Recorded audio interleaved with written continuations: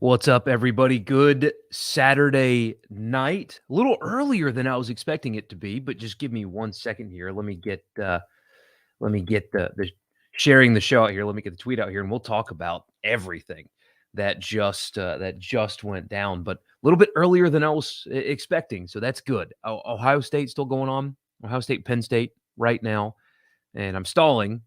I'm stalling a little bit to get this out here, but Ohio State, Penn State going on right now, but everything that we're interested in has already happened.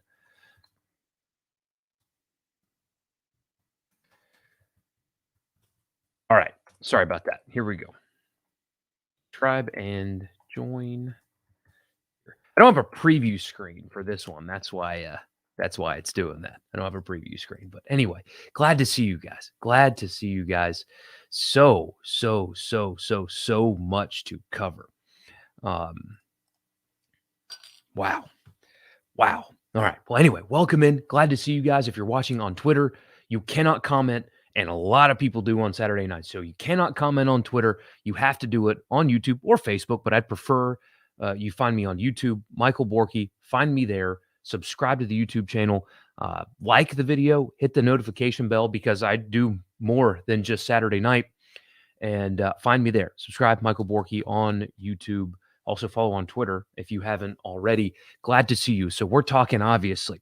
We'll talk Mississippi State just punking Kentucky, but just beating them up, dominating Kentucky.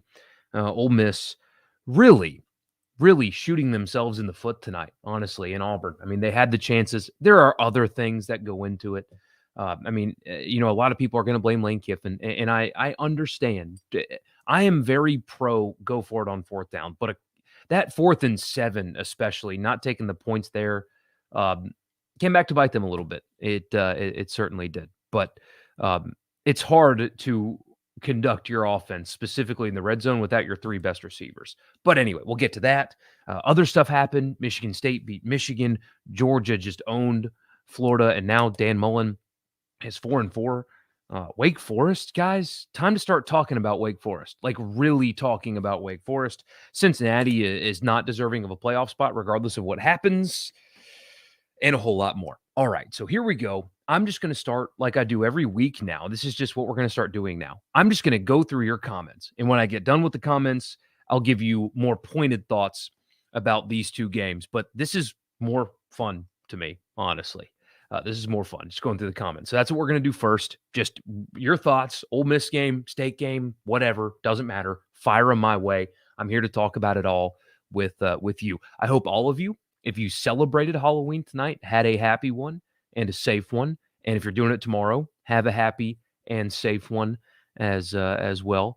My little pilot had a pretty good night, it seemed. He had a big day. He had a birthday party in the morning. And then we went to 2 different places before we did the trick-or-treating. Big day for the little guy. So hope you guys have a good and happy Halloween as well. T's just devastated. I hear you. That was a frustrating game to watch for sure. Brown Yeti says, Hail State, all caps with exclamation points. I will start with this, actually. I lied. I'm not going to read comments first because I do want to say this. That was a big win. And this is why I was trying to tell people on the radio show, stop diminishing the caliber of this game. Stop trying to convince people that it's not a big game. Don't do that. Because now that you've won, it's not a big game. So who cares? It's just Kentucky. I'm not doing that. That is a big game. It was a big game. That is a big win. That's not your grandfather's Kentucky. That is a good Kentucky team. I mean, they owned LSU. They dominated Florida. Their one loss was a game they covered at Georgia, and you turn them over a bunch of times. Levis couldn't get anything done.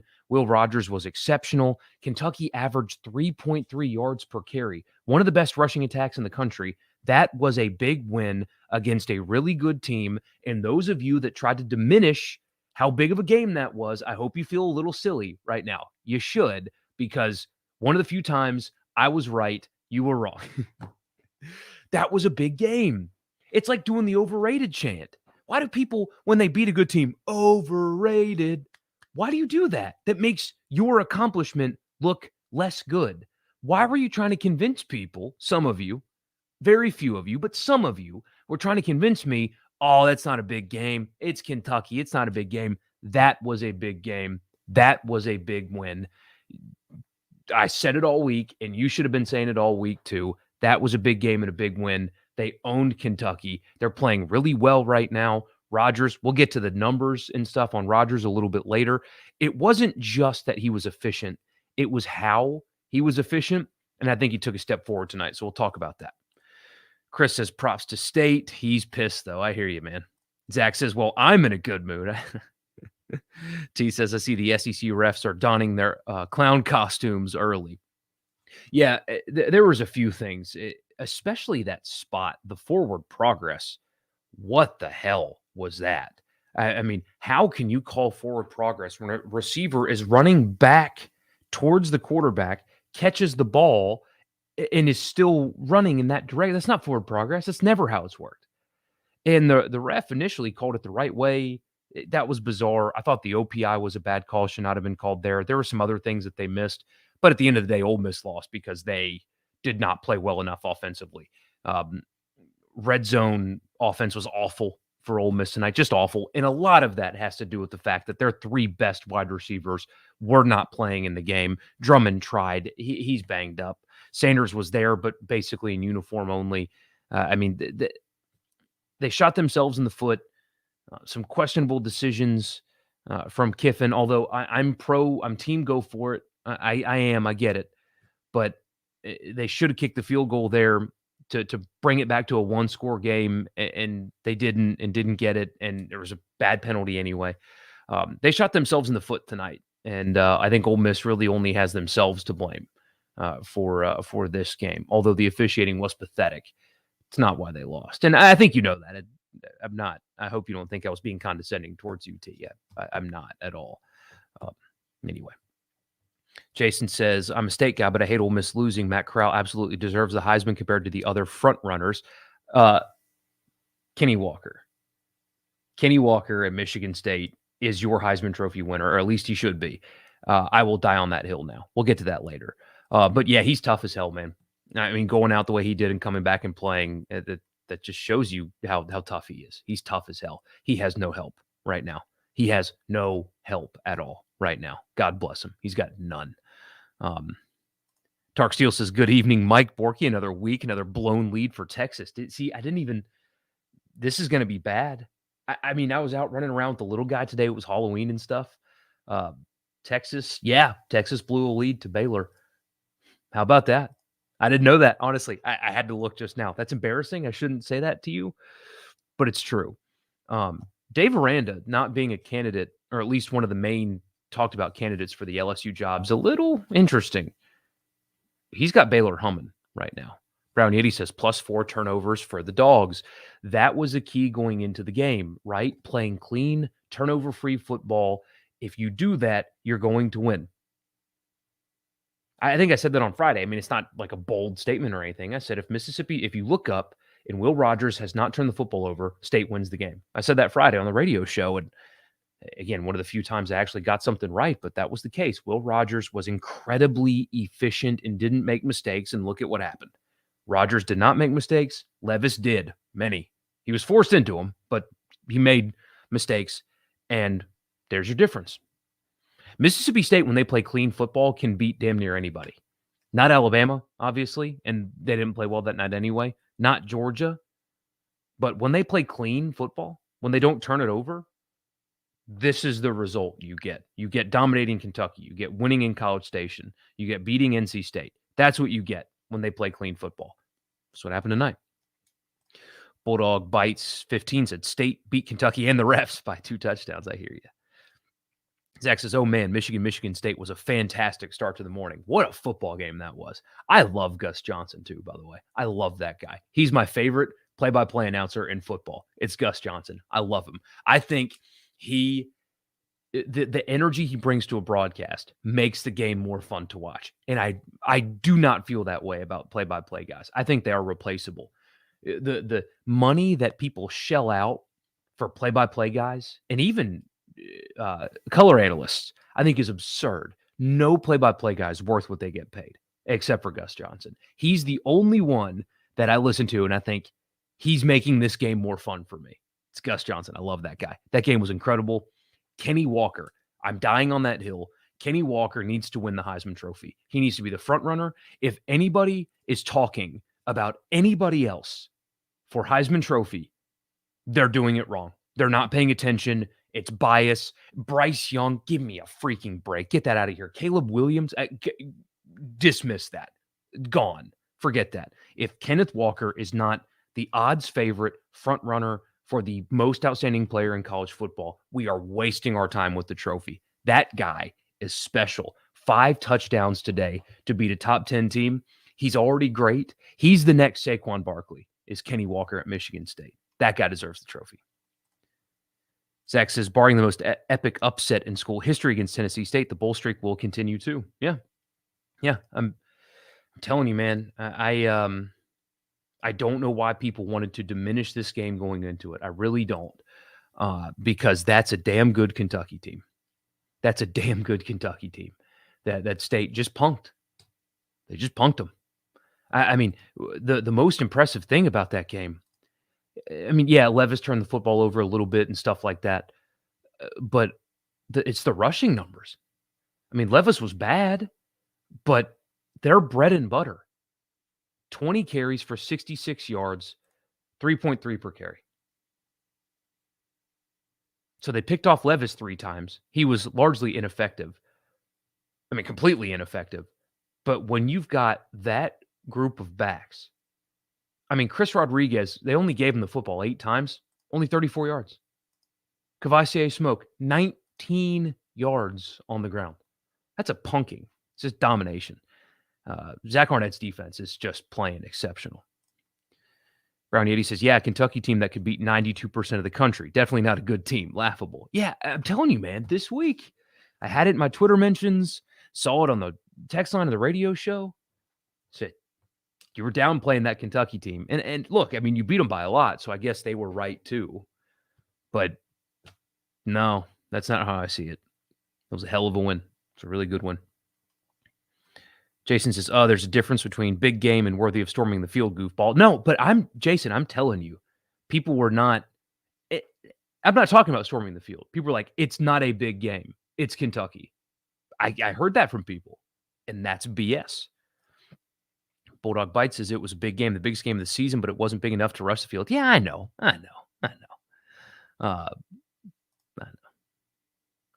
With an Ole Miss loss, Shocktober is officially over. Usually a huge fan of the analytics on 4th down, but how do you make the same mistake twice? Yeah, and I had somebody say to me on Twitter, and I hear that argument, what would what do two field goals get you there? One, the second time, it would have made it a 1-score game. And yes, you did have to score a touchdown eventually, but when you're at 4th down, you go ahead and get your points and try it again, especially when you've really struggled in the red zone already to begin with. You're there, you take the points there and try. But the one I didn't like was the 4th and 6.5. I get it. It was a touchdown game, and a field goal continues to make that a touchdown game. But in that moment, it felt like the risk was unnecessary, regardless of what the book says. I'm very pro. Go for it. I am. Those 2 decisions felt like stupid football, as Ryan Brown put it. That felt like stupid football. That felt like not coaching with analytics. That felt like it was more unnecessary risk. And maybe it doesn't change the outcome. I don't know. But you would have loved to have had those 6 points now, wouldn't you? I mean, that could be the difference in the game. If Ole Miss gets those 6 points, it's a 5-point game when Auburn gets the football with 3 minutes left. You get one stop. You have a defense that's actually motivated. You get one stop. You go down, you win the game. It removed your chance at winning the game.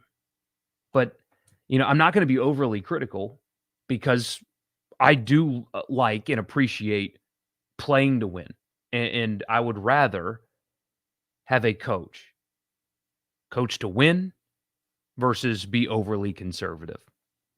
So sometimes I disagree with the decision, and I disagree with both of those there, but I'm not going to be overly critical when I sit here with you guys and tell you the fourth down decisions, the way they do it is a good strategy. That's coaching to win. So, I didn't like it in that situation. The 4th and 6.5, I did not like that at all. It's just a low percentage make. Should have taken the points there. But that's what you get when you coach like that. Sometimes it goes down like this. So I'm not going to be overly critical. Didn't like the decisions, though. Jason says, I'm a big Mullen fan, but he absolutely handed that game to Georgia with that absurd decision to have his visibly shaken quarterback throw the ball with 17 seconds left in the first half. Yeah, Florida shot itself in the foot early. He's going to run off Anthony Richardson. He's going to. I know I had somebody text me today and say, Richardson doesn't look so good now, does he? Like, are freshmen not allowed to have one bad game against the best defense in America? I mean, are you kidding me? If Anthony Richardson somehow happens to transfer, then you try to go get that dude.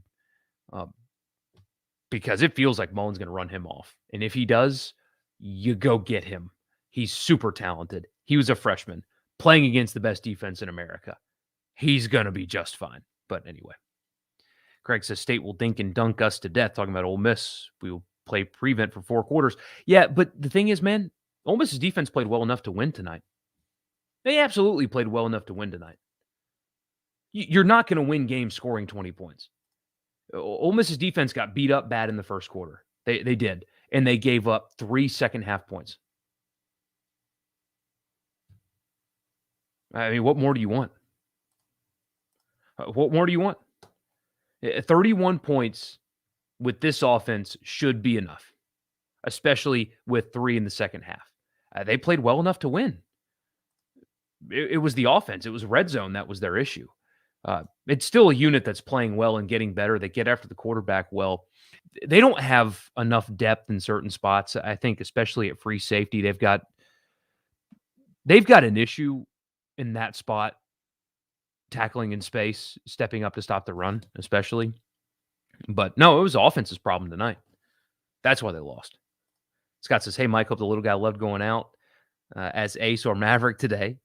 Also, what the heck with Mike Leach running almost 50% of the time tonight? Hey, it worked. I think a lot of that has to do with the fact that he knew that Kentucky wasn't going to be able to score. A lot of that would be my guess. But Rogers was incredibly efficient. I mean, Mississippi State had 35 carries tonight. Imagine that. 4 of which, though, were not design rushes. But it was interesting. And it didn't work, really, if we're being honest. It didn't work. But here's the numbers that I wanted to bring to you. So Will Rogers tonight, on 39 passes, threw 3 incompletions. 344 yards. That is an average of 8.8 per pass. 8.8 yards per pass.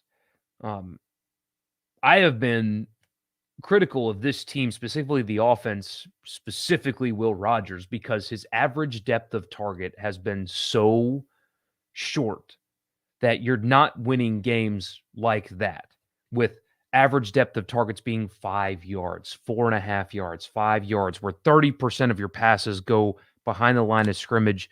That's where I've been so frustrated with this offense is they don't push the ball downfield, because when they have before tonight, it's been good. Rodgers has been successful. He has been efficient throwing the football vertically and a lot of success. The volume just wasn't there. What's more impressive to me about Rodgers only throwing 3 incomplete passes tonight is that number, the 8.8 number. And until the game was really sold and State was just kind of running down the clock, that number was in the double digits. It was 10. It was over 10 during the course of that game. That is what I've been asking for. That's what I've been screaming about for the entire season, is they do not test defenses vertically tonight. And Rodgers did that. Did he do it all night? No. Were they still focused more on efficiency than explosiveness? Yes. But there was the vertical game tonight. And because of the vertical passing game, Mississippi State won, and it was Rodgers' best performance. I mean, not even close. There's not a close second. It was his best performance because it was efficient, but vertically efficient. A lot of guys can throw checkdowns and throw 5 incomplete passes. High percentage passes aren't impressive. This was impressive. I used the phrase empty calories from this offense earlier in the season because that's what it was. Tonight, that's not what it was at all. It was what they've been missing against a good defense. You don't have to do it that much, but you had to do it more. Tonight, Will Rogers did it more. That 8.8 number, yards per attempt. I won't know the average depth of target number until later, but it's better. It's clearly better, and there's your difference. State didn't turn the football over. They were efficient. They played great defense. That's your formula. Efficient Will Rogers, great defense, mistake-free football. They're good enough to win these games. And he stretched the field some. It's amazing what happens when he does that. They win games when he does that. It's a great night. It's a great night for him. Does Gus Johnson do the Infuego thing for football too? I've not listened to football TV broadcasts in years. You should listen to Gus. I mean, I know people are really critical of announcers, and I understand why. And I have a friend that thinks that Gus Johnson's too goofy. Well, to me, football's goofy. It's college football. It's goofy as hell. Why not have a guy that just oozes energy calling our football games? And that's him.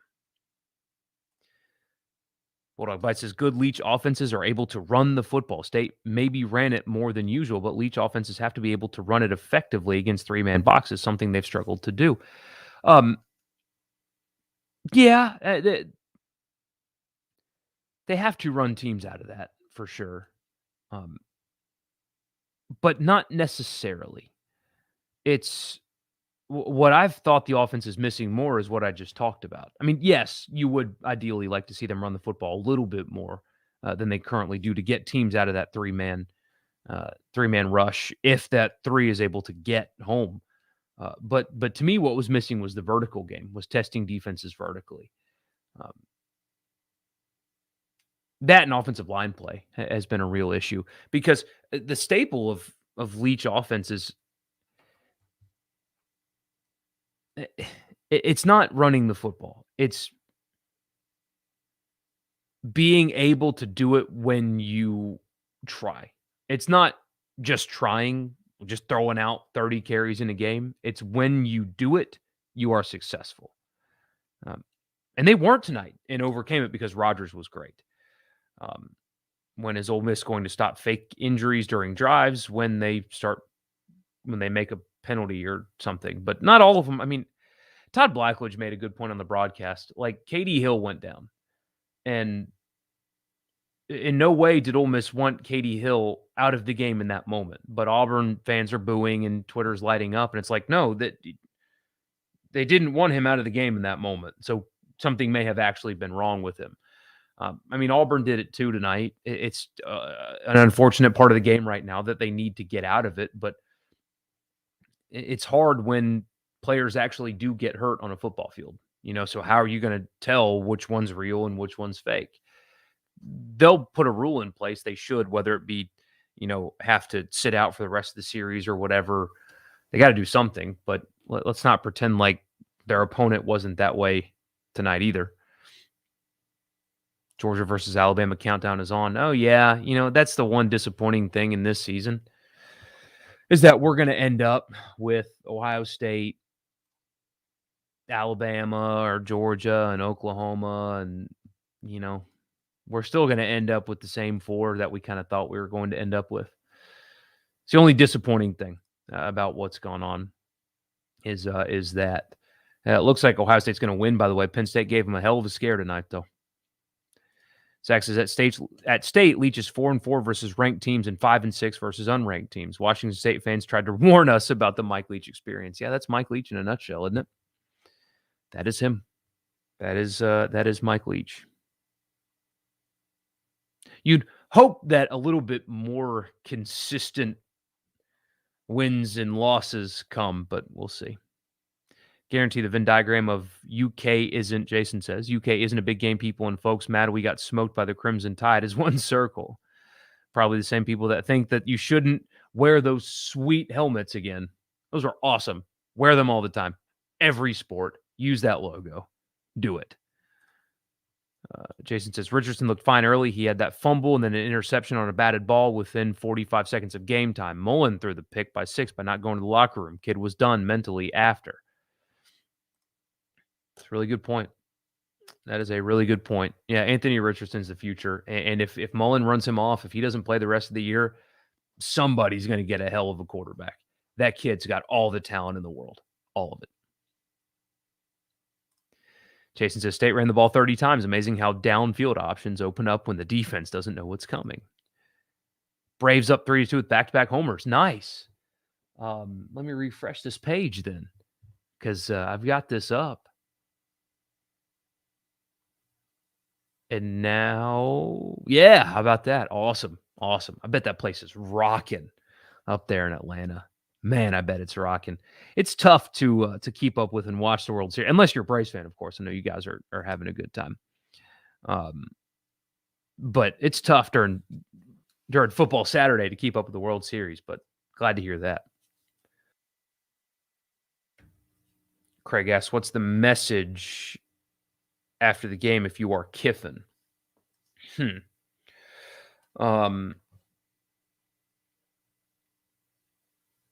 I don't know what the message would be. I guess a lot of it's on coaching. I mean, a lot of that tonight is on coaching. Also, I mean, Ole Miss's issues tonight, a lot of it has to do with health. I mean, when you lose your top 3 wide receivers and you're playing your former backup quarterback at wide receiver, you're playing Ja'Cour Pearson, who had a good night. I mean, credit to him. He had a good night. And a bunch of guys that just are not ready to contribute. I mean, cannot get open. And your quarterback's on 2 bum ankles at this point. I mean, had to get carted off the field during the game. Somehow came back. Probably got a sick shot of lidocaine? Like Friday Night Lights style to come back and play in that game. So your quarterback's banged up. And Drummond tries to go, and he can't. Clearly, he's not 100%. And Braylon Sanders is there in uniform only, and Mingo's still on crutches. I mean, there's going to be a lot of talk this week about red zone offense and how bad it was. And it's valid. It was bad. How many teams in America, though, could lose their best 3 wide receivers, their top 3 wide receivers, and go to the Plains and win? I mean, how many teams can do that? Probably not many. So some of it was unfortunate breaks. Some of it was couldn't execute. A lot of it is personnel right now. I mean, they're really limited on what they can do offensively with who they're having to play right now. I mean, with all due respect to John Rice Plumlee, I mean, he's not Dontario Drummond. I mean, not even close, not even the same atmosphere. And so when that's who you're having to, and neither is Ja'Cour Pearson. I mean, Ja'Cour Pearson is not Jonathan Mingo. He's not Braylon Sanders. And those are, I mean, Pearson is your best option right now by a long shot, your best option. Casey Kelly is your second best option.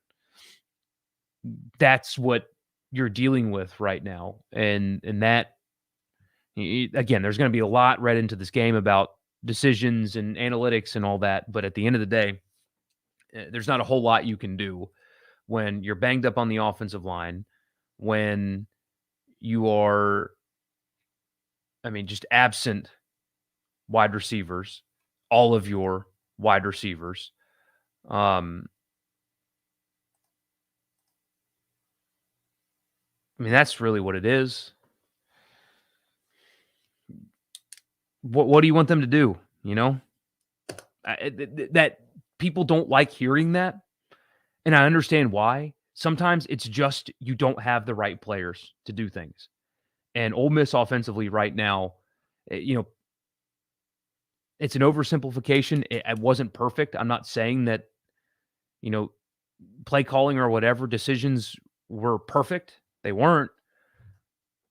But again, how many teams can go to Auburn and win with their top 3 wide receivers out of the game? Not many. It's tough. It's tough to run the football when there's no it's just tough. I mean, it's kind of how it goes sometimes. Sebastian says, I have to disagree with you about the announcers this year. Johnson and Klatt, who I used to enjoy, have been milquetoast for the past couple of seasons. I think Brian Kelly has been good for Notre Dame. Actual quote during the Wisconsin-Notre Dame game from the duo. What's wrong with that? He has been good for Notre Dame. Unless you're just saying stating the obvious, but I do that all the time. Yeah, agree to disagree there. I loved Gus today. I love Gus all the time, though. I did not see Washington State beat Arizona State. I did not. Kiffin runs Ole Miss out of games. It's okay to punt and kick field goals. I mean, they punted tonight. But those decisions also keep them in games, too. I mean, it's a double-edged sword, man. I mean, if you're going to say that going forward on 4th down kept them out of this game, well, going forward on 4th down beat Arkansas. Going forward on 4th down beat Tennessee. Beat Louisville. You know, it's very easy. And again, I don't think those were the best decisions. But sometimes your strategy doesn't work and doesn't pay off. But if you're going to say, again, and I agree with that decision too. I think you should have kicked the field goal late to cut it to 8, especially on 4th down. You try to get the ball back. You've got a couple timeouts. That would have been the more sound decision, no doubt. Absolutely. I mean, I'm not disagreeing with you there. But I try my hardest not to criticize something that I praise when it works, you know? And I think the 4th down play calling, the decisions on 4th down put a lot of pressure on defenses and have really helped them be the offense that they have had this year. It just didn't go down that way tonight. It did feel a little bit reckless. It did. But it does work. It really does work for them. Tonight, it just didn't. Could the game have been different? Probably. No doubt. I don't think they were good decisions. But that's kind of what they are and who they are. So, anyway. Other thoughts from Mississippi State. Again, a big win. I don't care what people say. Zach Arnett's defense was absolutely special tonight. I did think after Kentucky returned that punt for a touchdown, I thought, that's it. State's going to lose tonight because the formula, like we always talk about, this State team is very simple. When they don't turn the football over and they play clean special teams, they win games. When they turn the football over and they don't do the little things right, they don't. I mean, it's very simple. They don't change much schematically, if anything at all. Yes, they've kind of been up and down based on who they've beaten and who they've lost to, but there's 2 factors that determine those. They've played these close games to Memphis and to LSU, and you've seen what have happened. Louisiana Tech, even all the way back in week 1. But after that punt return, I thought it's going to be one of those nights, and then after that, they were basically flawless, which was really, really impressive. I already talked about Will Rogers' night. Just really, really good. And yeah, Britt says running the football is the adjustment Leach has to make versus the drop 8. That was the difference in the game. Just the threat of it helped a lot, for sure. They were able to get some, not necessarily man matchups, but they were able to get more thin coverage in the back end, and it helps you complete passes when you're able to do that. Even just the threat of running at least a little bit more certainly appeared to have helped them tonight. And I think you're going to see a ranked Mississippi State team. I think you're going to. I think you're going to see a ranked Mississippi State team come Monday. Deservedly so. If I had a vote, I would vote them in my top 25, no doubt. So That's good there. We've talked about everything else I have written down just through your comments for Ole Miss. I think it's fair to question Lane Kiffin in this game. I think it's fair to question it, but that is who they are. And if I were you, I wouldn't want them to change. It has won them games. It also might lose you some games too. The red zone woes, talked about that some. I think a lot of that can be attributed to personnel. They just don't have it right now. Corral's clearly banged up and missed a couple of throws tonight as well. Defense played well enough to win. Talked about that already. They did. They played well enough to win for the third week in a row. And they won 2 of them. Should have tonight as well. Played much better in the second half. We'll see about Corral's injury. I mean, he finished the game. Luckily, they get a break with their opponent this week. Regardless of who's hurt or whatnot, they should be able to beat Liberty by a pretty hefty margin, I would expect. This is not the Liberty team that people thought that they should be afraid of. So there's your state thoughts. Here's your Ole Miss thoughts. Let's see. You missed the joke. Borkey Wazoo coach fired for not getting vaccinated gave his team a shot in the arm. Oh, I didn't. Yeah, I didn't see that. Yeah, I didn't notice that. Although I did read the article on ESPN about why he chose not to get it. And let's just say there's no defending him. Read it. He's a crazy person. But anyway, don't mean to turn you guys off. That's just read it if you haven't already. Houston just returned a kickoff 100 yards to take the lead as time expired against SMU. They won. Wow, that's awesome. So at least we got a little something today. By and large, it was a pretty chalky weekend. I mean, Auburn was a favorite. They won. State, Kentucky was a pick 'em, and they dominated. That was a surprising result, but not really, So at least we got some kind of something. Miami beat Pittsburgh. Manny Diaz might be saving his job down there. But kind of a low-key weekend. That's nice, though. It's nice to see Houston playing really good football as they're set to join the Big 12. Michigan State. Kenny Walker. I said it earlier. I'll say it again. If you guys are doing your Heisman voting thing, Kenny Walker is your guy. That is the most, right now, if the season ended today, by far the most outstanding player in college football. Today's performance is not unique to him. He's a special player. He had 197 yards today on 23 carries against Michigan, top 10 team, 5 touchdowns. On the season, he's 3 yards short of 1,000. He's averaging 6.6 per carry, has 9 touchdowns. Watch him play. And by the way, he's from just outside of Memphis. Nobody wanted him in recruiting. He's a late bloomer, but that's your Heisman Trophy guy right now. Just think if he stayed at Wake Forest, they'd are undefeated as well. Yeah, God, imagine that. Yeah, that's your Heisman Trophy winner. I'll die on that hill. I don't have a vote. I should, because that would be the guy. Forget Kenny Pickett. He lost to Miami today. He's lost to Western Michigan. He's not the most outstanding player in college football. It's not Bryce Young. It's not the guy from Oklahoma who's had 3 starts. What I watched today was a front runner, and it's the second coming of Saquon Barkley. That's what he reminds me of. He's not as thick, but he runs and plays the same way. I mean, he's electric in the open field. He's physical, runs between the tackles, runs on the edges, doesn't catch the ball much out of the backfield, but he's electric, and that's my guy. And big win for LSU today. Had an off day, and it was a big win. It was a big win for LSU. And here's why. Because I talked about it and ranted about it last week somewhere. One game does not a candidate for an open position make, and one game does not eliminate somebody's candidacy for a head coaching job. But Mel Tucker winning this game today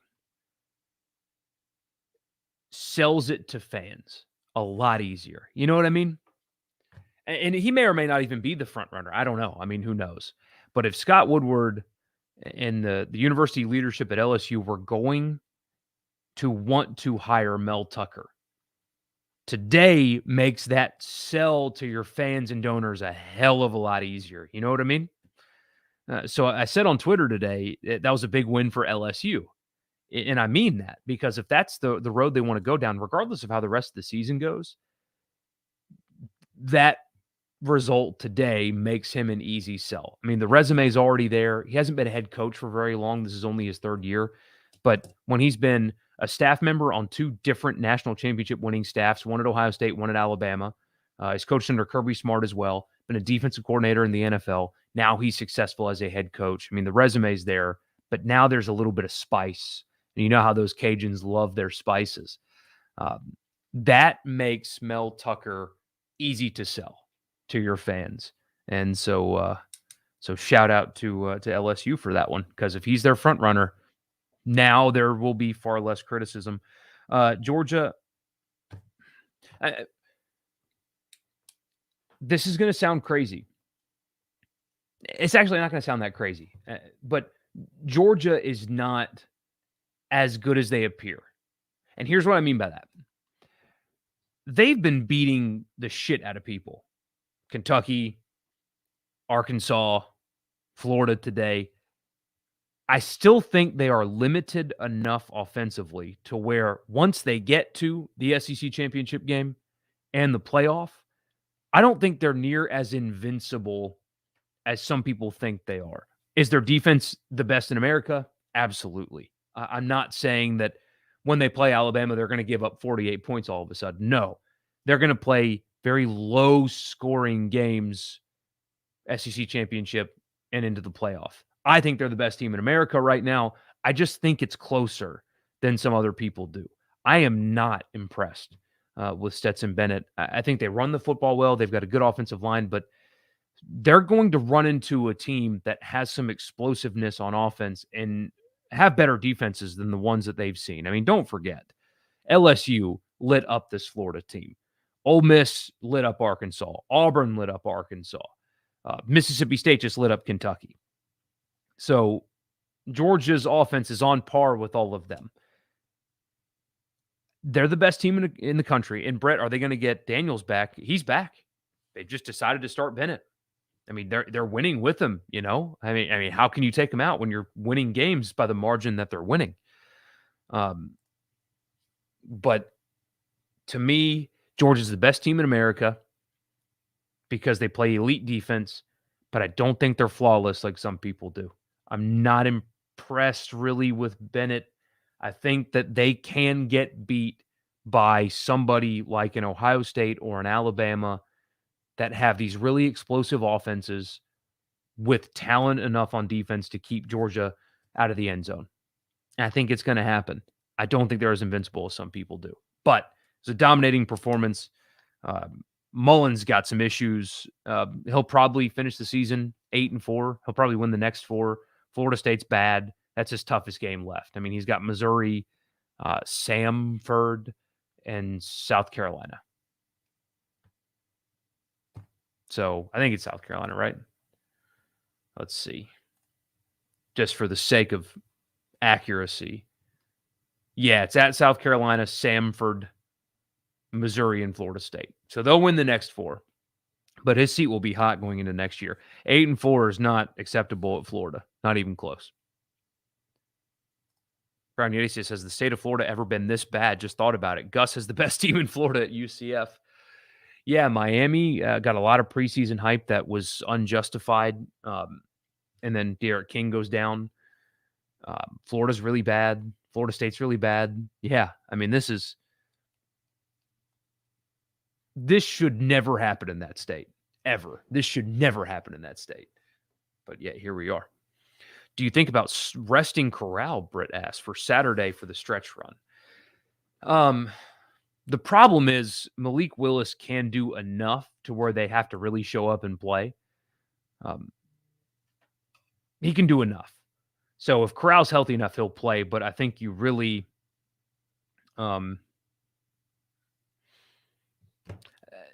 limit what you do with him. You know, you're very vanilla because I know people are going to do this Liberty thing this week. This is not a team that can go into Oxford and beat Ole Miss. They're not talented enough. Malik Willis is good. Offensive line is awful. Don't have the skilled players, don't have the running game, and they're not going to be able to stop Ole Miss's running game, even if they never throw a pass with Corral. I mean, they could run the triple option, and it won't matter. I just contradicted myself, but you get my point. I mean, if he's healthy enough, he has to play.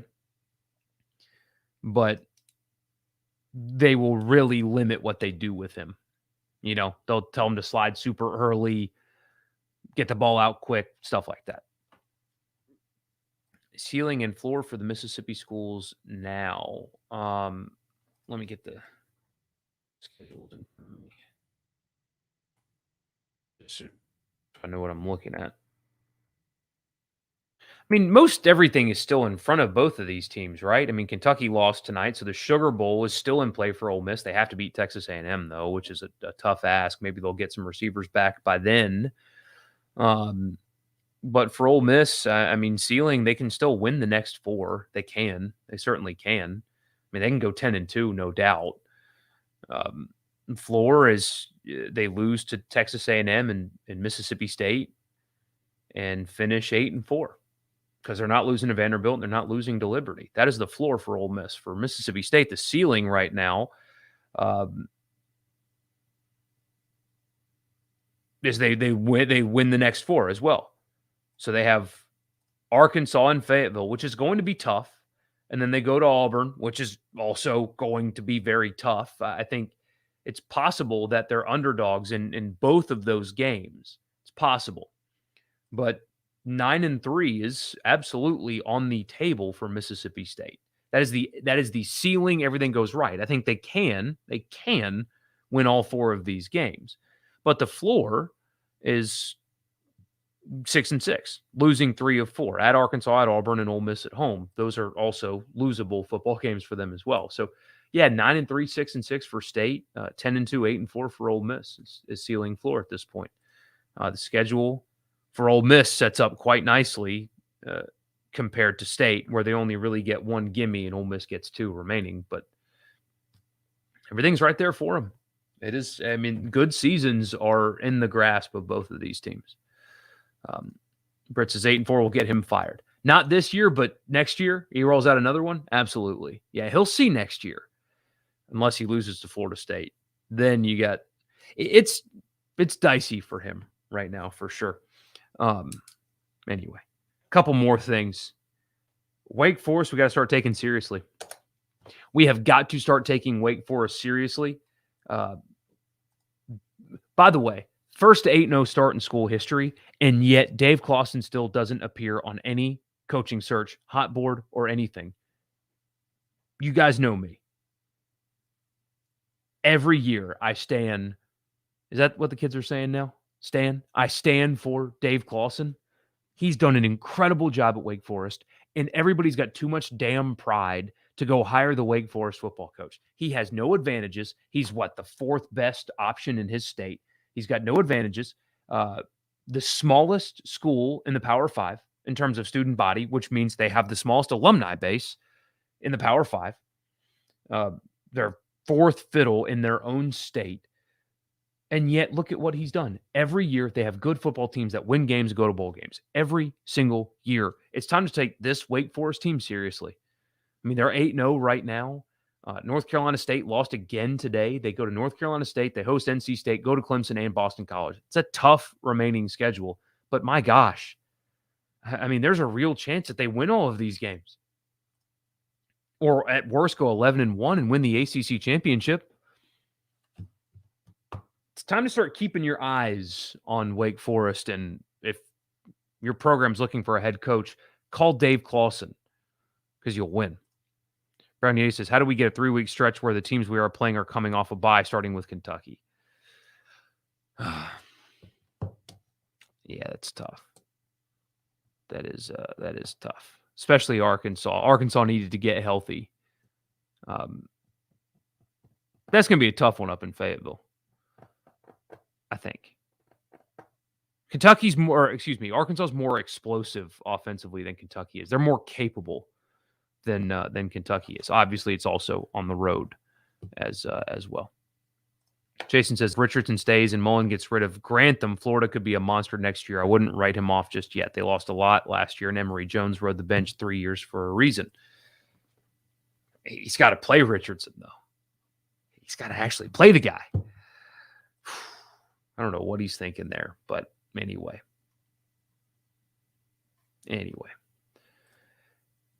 Nothing else that really stood out this weekend. Kind of a low-key weekend outside of the state of Mississippi. I know tomorrow we've got a huge game in the NFL, and I cannot wait to watch the Saints and that defense get after Tom Brady. I can't wait. I'm more confident going into this game.